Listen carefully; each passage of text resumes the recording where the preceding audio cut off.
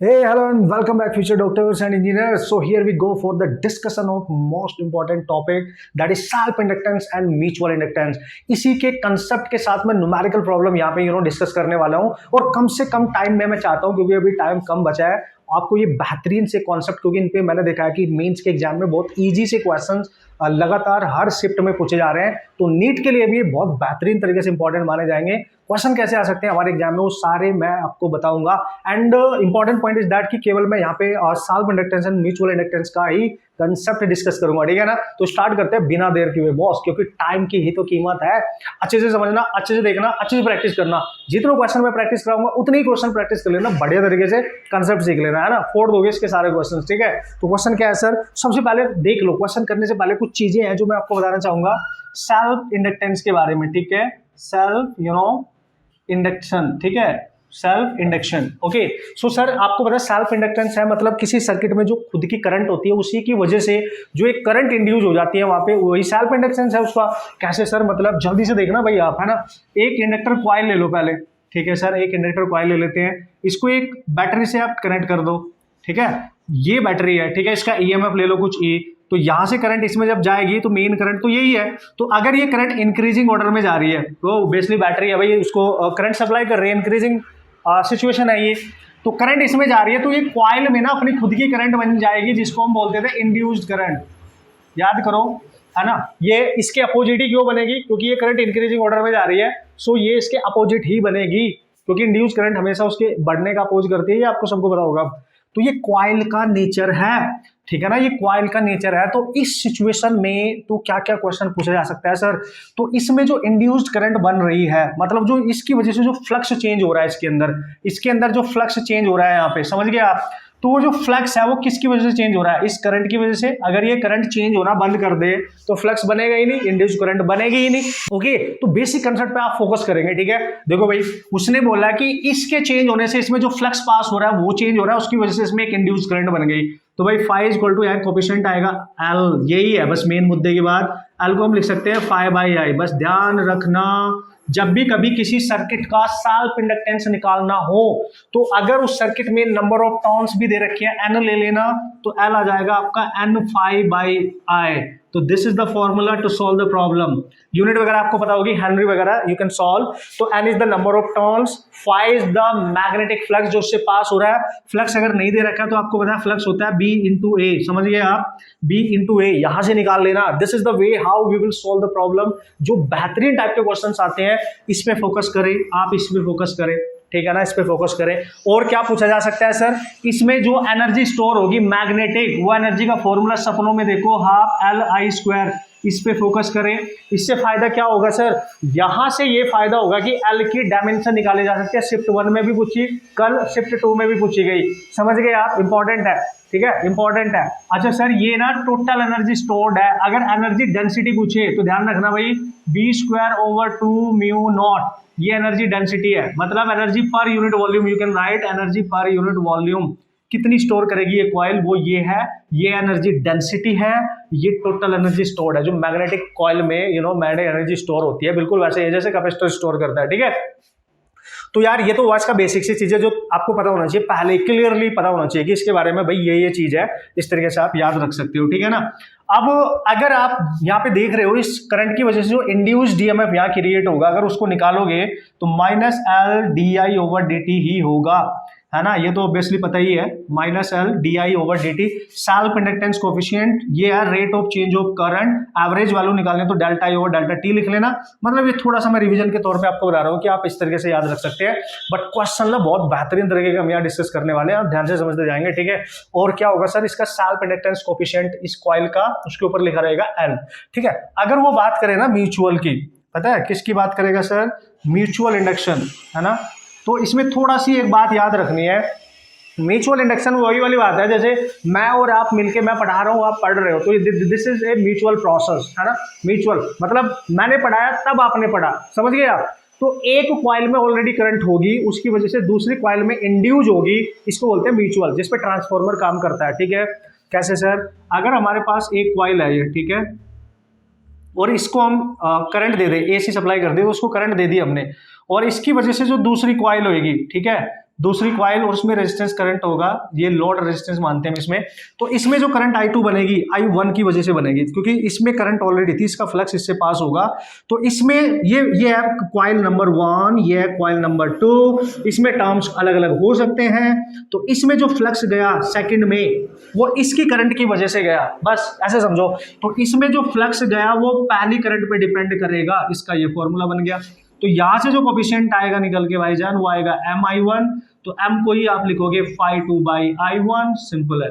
ये होता है mutual inductance coefficient. Come on, this is what mutual inductance coefficient. Sir अगर इसमें नंबर ऑफ टर्म्स भी गिवन होंगे तो पता है आप क्या करेंगे, इसमें नंबर ऑफ टर्म्स n से भी मल्टीप्लाई कर देंगे, ठीक है, n से भी मल्टीप्लाई कर देंगे। तो ये फॉर्मूला याद रखना है म्यूचुअल इंडक्टेंस के लिए। और अगर फाई गिवन नहीं होगा तो फाई आप निकालेंगे, देखो फाई इसकी वजह से फ्लक्स इसमें जा रहा है, तो उसके फील्ड की वजह से इसमें जा रहा है, तो जो फाई निकालोगे ना B इंटू ए, तो B लेना है जिसमें करंट है उस कॉइल का, और A लेना है जिसमें फ्लक्स जा रहा है उसका। बस इसका ख्याल रखेंगे, है ना, इसका ख्याल रखेंगे, हो जाएगा हमारा क्वेश्चन, कोई टेंशन नहीं है। यूनिट डायमेंशन सबको सेम रहती है, कोई टेंशन नहीं है। कल जो मेंस में क्वेश्चन आया उसमें पहले पूछा था इस साल की डायमेंशन बताओ, फिर पूछ लिया म्यूचुअल की डायमेंशन बताओ। भाई निकाल लेंगे यार, इससे निकाल लो डायरेक्ट, है ना, आपने किया ही होगा, मैंने वीडियो बना के डाली है, ठीक है।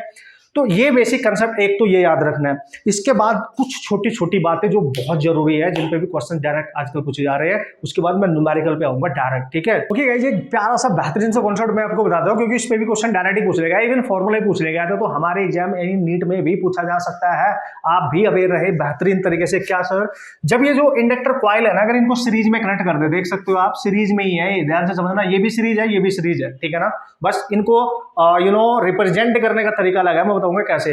अगर यहां से करंट जाएगी ये से, और वो इसमें भी सेम ही जाएगी, तो इस वाली कॉइल में जिसका सेल्फ इंडक्टेंस L1 है, और इस वाली कॉइल में जिसमें सेल्फ इंडक्टेंस L2 है, दोनों में करंट की डायरेक्शन सेम है। ये क्या है सर, अगर आपसे पूछे इसका सेल्फ इंडक्टेंस कोफिशिएंट, तो सीरीज की तरह ही ऐड करेंगे, सीरीज की तरह ही ऐड करेंगे, जैसे रेजिस्टेंस सीरीज में कनेक्ट करते थे वैसे ही ऐड करेंगे। But most important point is that कि अगर इनका म्यूचुअल इंडक्टेंस कोफिशिएंट भी गिवन हो, तो भाई ध्यान देना, तब ये कब पॉसिबल होगा सर, जब ये दोनों कॉइल वेरी क्लोज हो, है ना, क्लोजली हो, है ना, क्लोजली प्लेस्ड हो, ठीक है, ध्यान से समझना। तो म्यूचुअल इंडक्टेंस M भी कंसिडर होगा। तो सर कैसे क्या करेंगे, तब L A और B के बीच में जो नेट इनका सेल्फ इंडक्टेंस का जो नेट रिजल्टेंट आएगा ना, देखो अगर तो उसने कुछ नहीं बोला and they are placed very far away to each other, ये दोनों एक दूसरे से बहुत दूर दूर सीरीज में कनेक्ट किए गए हैं, तो L1 प्लस L2 है, या फिर म्यूचुअल इंडक्टेंस का नाम यूज नहीं किया, ऑप्शन में भी नहीं है, तो फिर यही लेना है। बट अगर म्यूचुअल इंडक्टेंस है और हम मान के चलेंगे कि ये दोनों कॉइल पास पास है, ठीक है, फिर ये चेक कर लेना क्या दोनों कॉइल में करंट की डायरेक्शन सेम है, देख लो सेम डायरेक्शन में है, इसमें भी इधर इसमें भी इधर, तो पता क्या लिखना है, L1 plus L2 plus 2 coil है 2 टाइम्स ऑफ M, ये रिजल्ट आएगा निकल के, आप डायरेक्ट याद रखें, यही रिजल्ट आता है प्रूव करने के बाद, आप डायरेक्ट याद रखें। तो यहाँ प्लस करना है 2M, म्यूचुअल इंडक्टेंस भी होगा इनका, दोनों कॉइल का म्यूचुअल इंडक्टेंस गिवन होगा, यू कैन यूज। और सम टाइम अगर म्यूचुअल इंडक्टेंस ना दे रखा और न्यूमेरिकल आ जाए, तो K इंटू अंडर रूट में L1 L2, ये फॉर्मूला होता है म्यूचुअल इंडक्टेंस निकालने का। Self inductance coefficient of first coil second coil, K क्या है सर, इसको बोलते हैं कपलिंग फैक्टर, है ना, इसको बोलते हैं कपलिंग फैक्टर, ठीक है, ये गिवन होगा। इसकी वैल्यू जो होती है वो 0 और 1 के बीच में लाई करती है। ये बेसिक से कंसेप्ट है, जरूर रिवाइज करना बेहतरीन तरीके से, ठीक है। अच्छा अब इसमें देखो केस 2, है ना, केस 2 में देखो ये आपका केस 1, बस ये लास्ट थ्योरी है जो मैं आपके साथ डिस्कस कर रहा हूं, उसके बाद क्वेश्चन ही करेंगे 4-5 बेहतरीन तरीके से, ठीक है। देख भाई इधर ये इस तरीके से अरेंज किया गया है, तो सीरीज में ही देखो, इसमें जो करंट जा रही है वो इसमें भी जा रही है, बट इसमें जो करंट जा रही है ना, जब वो जा रही थी तो इसमें को होते हुए ऐसे, फिर उसको ऐसे इस तरीके से अरेंज किया गया। जब ये इसमें एंटर करी इस कॉइल में, तो देखो ये जो करंट इसमें जा रही है ये इसके अपोजिट है, opposite, and when they are placed very close to each other, तो इसका सेल्फ इंडक्टेंस L1 मान लो, उसका L2 मान लो, तो A और B के बीच में इस केस में क्या होगा, अपोजिट के लिए L1 plus L2 minus 2M लेना, माइनस 2M लेना, और ये सॉल्व उड़ा देना। बस ये पॉइंट याद रखना है बेहतरीन तरीके से, मस्त तरीके से, डायरेक्ट क्वेश्चन आ सकता है, डायरेक्ट फॉर्मूला पूछा जा सकता है, ठीक है। ओके, अब इसके अलावा और क्या याद रख सकते हो आप, नोट करके, ठीक है, ध्यान से समझिए भाई। ये जो कॉइल होती है ना दोस्तों, कॉइल, ठीक है, समझना, अगर इसमें करंट जा रही है इंक्रीजिंग, समझिए भाई, इंक्रीजिंग किसी रेट से इंक्रीज करते हुए जा रही है, तो ये कॉइल एक बैटरी की तरह काम करेगी और एक ऐसी करंट बनाएगी जो इंक्रीज करने वाली करंट का अपोज करे, यानी इंड्यूस करंट की डायरेक्शन इधर होगी। तो इधर डायरेक्शन अगर इंड्यूस करंट की है, मतलब करंट इधर से आ रही होगी, कब पॉसिबल है, जब बैटरी का टर्मिनल प्लस इधर होगा माइनस इधर, यानी यहां से निकलती हुई दिखाई दे, तभी तो वो मेन करंट का अपोज करेगी। तो ये कॉइल एक बैटरी की तरह काम करेगी, जिसका पॉजिटिव टर्मिनल हो जाएगा लेफ्ट में, नेगेटिव हो जाएगा राइट में, ऐसे याद रखो। तो we can replace this coil in the circuit by this battery. समझ गए? बस ध्यान रखना, जब इधर करंट इंक्रीजिंग होगी, सर अगर ऐसा हुआ इसमें जो करंट जा रही है वो डिक्रीजिंग रेट है उसका, तो ये कॉइल ऐसे काम करेगी कि उसी की डायरेक्शन में इंड्यूस करंट होगी, उसी की जिधर ऑलरेडी जा रही है उधर, तो उसी की डायरेक्शन में कब होगा? जब इधर नेगेटिव इधर पॉजिटिव। समझ गए होंगे? अब ये करंट इधर जाएगी, तो समझ जाना नेगेटिव टर्मिनल लेफ्ट में और पॉजिटिव टर्मिनल राइट में, तब इस कॉइल को हम इस बैटरी से रिप्लेस करेंगे। लेकिन अगर कॉइल में करंट आपका कांस्टेंट है तो ये ओपन सर्किट की तरह काम करेगा। कांस्टेंट करंट की इंड्यूस करंट क्या हो जाती है? 0। तो सर्किट में इस कॉइल को हटा के एक ओपन सर्किट बना देते हैं, उस ब्रांच में करंट जाएगी नहीं। ये 2 पॉइंट वेरी वेरी इंपॉर्टेंट कि कॉइल को कैसे आप बैटरी से रिप्लेस करते हो, सिचुएशन क्या है, यह आपने ध्यान रखना। बस इतना ध्यान रखना, दैट इज सफिशिएंट। अब आज का जो सबसे पहला क्वेश्चन है जो मैं डिस्कस करने वाला हूं, जो सबसे ज्यादा बार सबसे बेहतरीन तरीके से पूछा जा सकता है, उसकी बात करेंगे। ठीक है ओके बॉस, तो कुछ क्वेश्चंस के डिस्कशन हम कर लेते हैं। बेहतरीन मौसम टाइप के क्वेश्चन मैं यहाँ पे लूंगा, बस देखते जाए, बहुत इंपॉर्टेंट है हमारे नीट के लिए और जो 2 पेपर आपके बचे हुए हैं, मतलब आपके जेईई मेंस वालों आप लोगों के लिए। ठीक है ना दोस्तों, बहुत बहुत बहुत इंपॉर्टेंट है। पहले कुछ क्वेश्चंस में यहाँ कंसेप्ट वाइज लूंगा जो ज्यादातर पूछे गए हैं, पिछले कुछ सालों में देखा गया है। फिर लूंगा डायरेक्ट फॉर्मूला बेस्ड क्वेश्चंस कैसे पूछे जाते हैं, क्योंकि वो भी बहुत सारे आ रहे हैं। ठीक है ना, तो यार सबसे पहला क्वेश्चन आप देख लो, जल्दी से रीड करो पहले क्वेश्चन को। क्वेश्चन आपके सामने है, क्वेश्चन आप रीड करेंगे तो क्लियरली बोला है कि 2 स्क्वायर लूप है हमारे पास।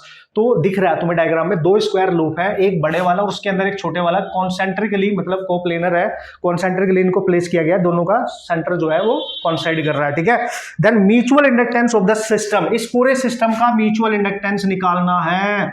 और उसने प्रोपोर्शनैलिटी के टर्म्स में पूछा है कि म्यूचुअल इंडक्टेंस एल पे कैसे डिपेंड कर रहा होगा। ये अंदर वाले की जो साइड है स्क्वायर लूप की वो एल है, छोटे वाला ये बड़े वाला। ठीक है, तो भाई पहले तो कंसेप्ट समझो।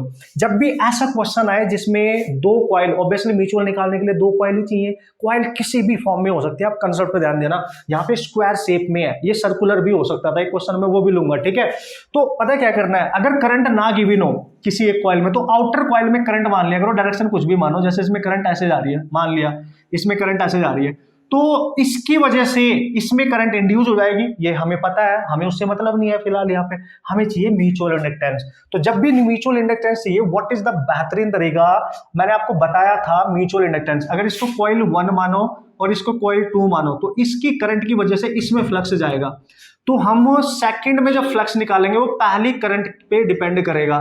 तो यहां से म्यूचुअल इंडक्टेंस निकल के आ जाएगा, what is that sir, m into I1, यही आएगा, यही बताया था मैंने अभी आपको कंसेप्ट में। तो जब आप m निकाल रहे होंगे तो phi2 लेंगे, यानी इस वाले में फ्लक्स, और करंट लेंगे जो ओरिजिनल तुमने मानी है। ठीक है, नंबर ऑफ टर्न्स यहाँ पे उसने नहीं दिए हैं, तो आप नंबर ऑफ टर्न्स कंसिडर नहीं करेंगे। मान लो एक ही टर्न है सब में, अब क्या करेंगे सर, बस यहीं से आपकी जर्नी स्टार्ट होती है। phi2 को लिखो, मैंने बताया था phi2 का मतलब सेकंड कॉइल में कितना फ्लक्स पास हो रहा है उसको कैसे लिखोगे, B इंटू ए किसका लोगे, जिसमें फ्लक्स पास हो रहा है यानी सेकंड कॉइल का। एरिया किसका, मैग्नेटिक फील्ड किसका लोगे, जिसकी करंट की वजह से यानी पहली कॉइल का। बस ये ध्यान रखना होता है, B1 A2 ओवर I उड़ा डालेंगे। अब उड़ा डालेंगे कैसे सर, मतलब क्या बोल रहे हो आप, मैं ये बोल रहा हूं बॉस कि मैग्नेटिक इंडक्शन जो है म्यूचुअल वो है B1 और एरिया क्या होगा इस अंदर वाली का, साइड का स्क्वायर ओवर I। अब अगर आपको B1 पता है तो भाई हो गया क्वेश्चन, है ना, मतलब ये स्क्वायर लूप इस सेंटर पे कितना मैग्नेटिक फील्ड बना रहा है, अगर आपको वो पता है और आपको पता है क्लॉकवाइज करंट माना है आपने, तो फील्ड अंदर को कुछ भी होगा। फील्ड कैसे निकालते थे आप, देखो इसमें कितने वायर्स हैं, ये वायर 1, ये 2, ये 3, ये 4, तो याद करो एक वायर की वजह से सेंटर पे अगर मैग्नेटिक फील्ड में निकालूंगा तो इसको मैं यहाँ पे ज्वाइन करूंगा। ठीक है, और ये डिस्टेंस, ये जो डिस्टेंस होगी यहाँ से यहाँ तक सेंटर से, इस लेंथ की हाफ हो जाएगी, और ये एंगल हो जाएगा 45, ये भी हो जाएगा। वैसे तो आपको ये रिजल्ट याद रखना चाहिए। ठीक है, ये एक सिंगल वायर है, यहाँ पे कितना आएगा एक की वजह से, तो याद करो फॉर्मूला होता था स्ट्रेट वायर की वजह से mu naught I over 4 pi d into sine of θ1 plus sine of θ2, होता था कि नहीं।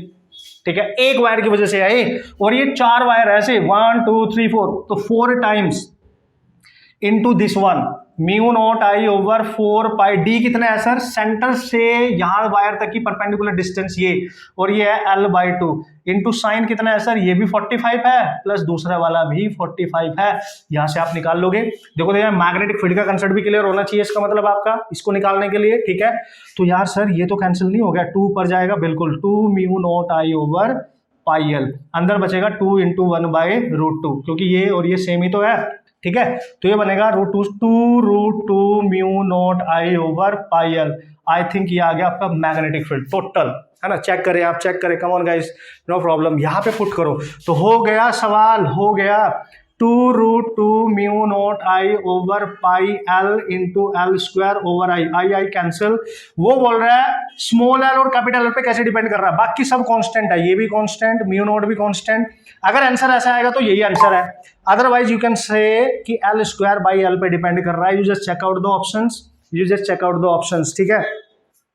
एल स्क्वायर बाई एल पे डिपेंड कर रहा है, डायरेक्ट आप कर सकते हो क्वेश्चन, बेहतरीन तरीका है और बढ़िया से इस टाइप का हर क्वेश्चन आप फोड़ सकते हो बॉस। बस ध्यान ये रखना है कि मैग्नेटिक फील्ड निकालना कैसे है। स्ट्रेट वायर है तो स्ट्रेट वायर वाला फॉर्मूला ये वाला यूज करेंगे, सर्कुलर है तो सर्कुलर वाला यूज करेंगे, इतना याद रखना है, समझ गए आप, ध्यान से, है ना। अब क्वेश्चन नंबर 2 भी इसी टाइप का ले रहा हूँ जो लास्ट ईयर भी पूछा गया था दोनों एग्जाम में, जेईई में भी और नीट में भी, ठीक है। ओके बॉस, तो अब दूसरा क्वेश्चन मैं ले रहा हूं, यहाँ पे ध्यान से देखो, सिमिलर टाइप का है, बस मैंने कॉइल फॉर्म में ले लिया है, ठीक है ना। उसने बोला 2 कॉइल है, coil number 1 coil number 2, they are placed concentrically, इनका सेंटर जो है सेम ही है। तो what is the mutual inductance of this system, है ना। तो मैंने क्या बताया, जब भी म्यूचुअल इंडक्टेंस निकालना, आप समझ जाना, आप लिखेंगे फाई, मान लिया पहली कॉइल में करंट जा रही है और उसकी वजह से सेकेंडरी कॉइल में हमें फ्लक्स क्रिएट होगा, तो phi 2 upon current of first coil, ये वाली, ठीक है, ये वाली ले लो, ये लिख लिया। नंबर ऑफ टर्न्स चेक कर लो सर, ऑप्शन के अकॉर्डिंग तो ऐसा कुछ बोला नहीं है उसमें, बस प्रोपोर्शनैलिटी वाले mutual inductance between the coil is proportional to पूछ रहा है, ठीक है सर। तो अब क्या करेंगे, इसी से करेंगे, तो बिल्कुल सीधा तरीका है। फाई 2 को क्या लिखोगे, बी किसका है, 1 का, एरिया किसका जिसमें जा रहा होगा, अंदर वाली कॉइल का, यानी A2, करंट तो बेसिकली I1 है। अब देख लो ध्यान से, B1 ओवर I1 वही सेम है, वैसे आप इसको डायरेक्ट भी कर सकते हो बिना सॉल्व किए, अगर आपने पहला समझ लिया होगा।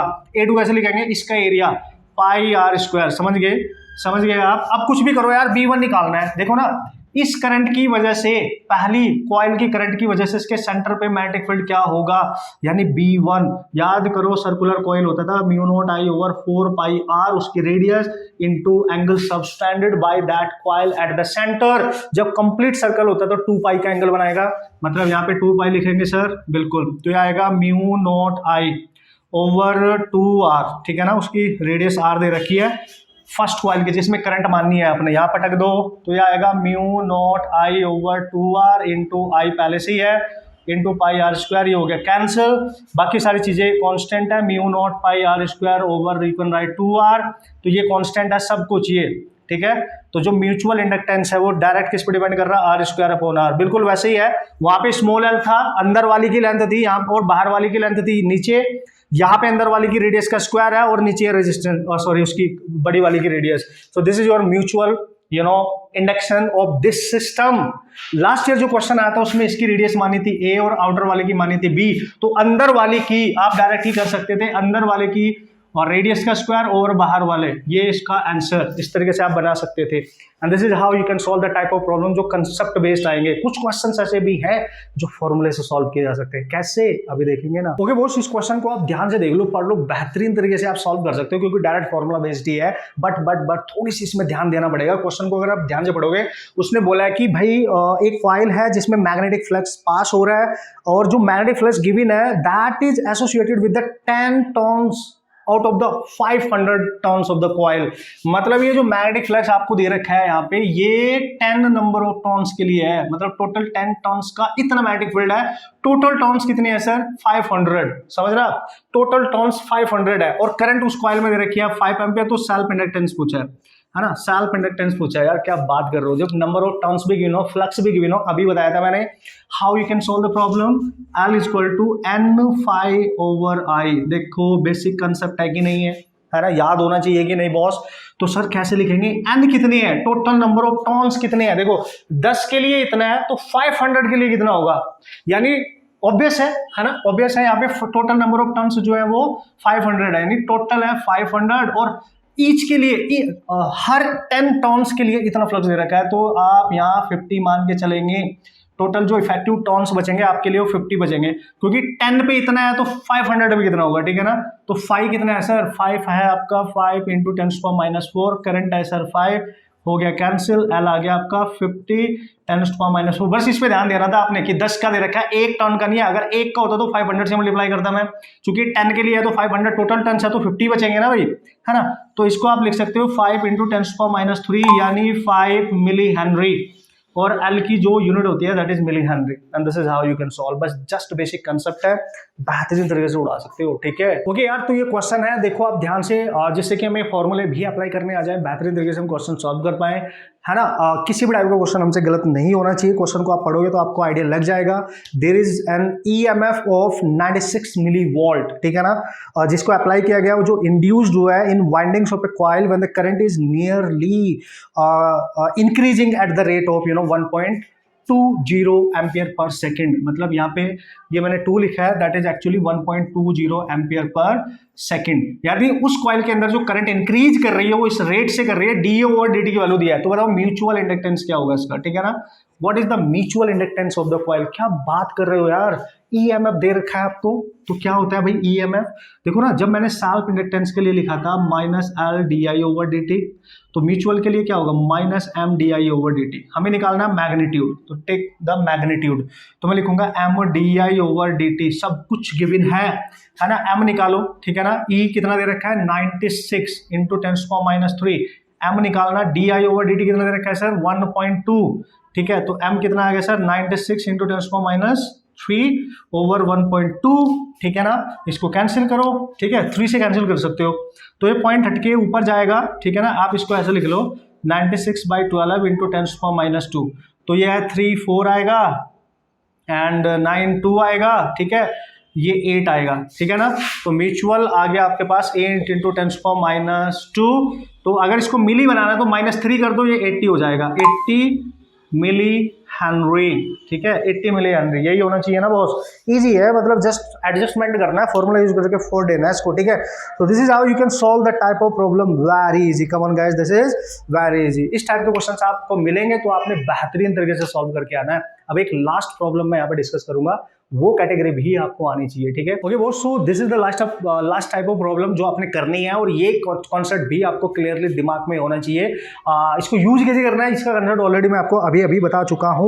देखो क्वेश्चन को पढ़ो, उसने बोला कि there is a network which is the part of a complete circuit if at a certain instant the current in the network is 5 ampere. A side से बी साइड जा रही है 5 एम्पियर की करंट किसी पर्टिकुलर इंस्टेंट पे, and is decreasing at the rate of, ये जो current जा रही है ना इसमें 5 एम्पियर, ये जो करंट है इसका जो रेट है वो दे रखा है di over dt 5 ampere per second, और ये कैसा रेट है, डिक्रीजिंग, डिक्रीज करते हुए जा रही है, इंक्रीज नहीं, ध्यान से समझना, डिक्रीजिंग रेट है। Then what is the potential difference between a and b, a और बी के बीच में कितना पोटेंशियल डिफरेंस होगा, पॉइंट ए और पॉइंट बी के बीच में कितना पोटेंशियल डिफरेंस होगा, भाई आराम से कर सकते हैं, कोई टेंशन नहीं है।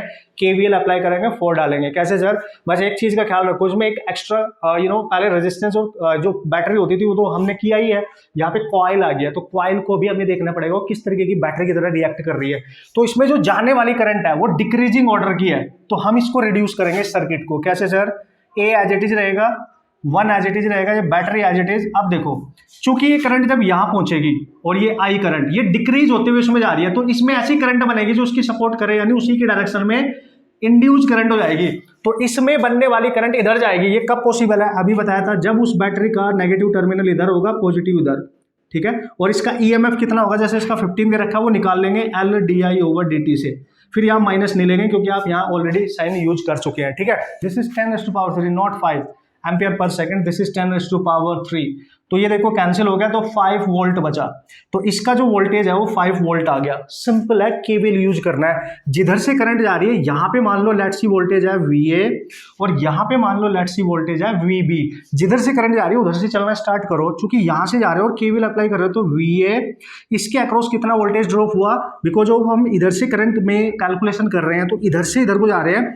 तो करंट जब इसमें एंटर करेगी तो माइनस, ठीक है ना, I दैट इज 5 इंटू 1, फिर आप थोड़ा सा आगे चलोगे तो माइनस से प्लस जा रहे हो, ठीक है ना, माइनस से प्लस, तो बैटरी के टर्मिनल माइनस से जब आप प्लस जाओगे ना तो उसका जो वोल्टेज है वो प्लस लेना है, है ना, इतना तो आपको पता ही होगा।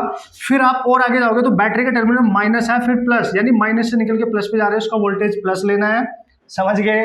फिर लास्ट में बी पॉइंट को इक्वल कर देना है, क्योंकि उससे आगे कुछ और है ही नहीं। सॉल्व कर लो, VA माइनस VB, ठीक है, ये कैंसिल, ये उधर जाएगा -15 वोल्ट, ठीक है, it should be -15 volt, now you can see, ठीक है, इट शुड बी -15 वोल्ट, ठीक है ना। जो भी पूछे आप बेहतरीन तरीके से कैलकुलेट कर सकते हो, कंसेप्ट आपको बस आना चाहिए।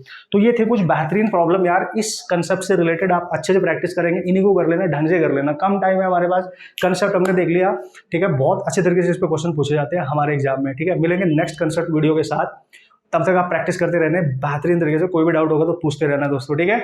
All the best.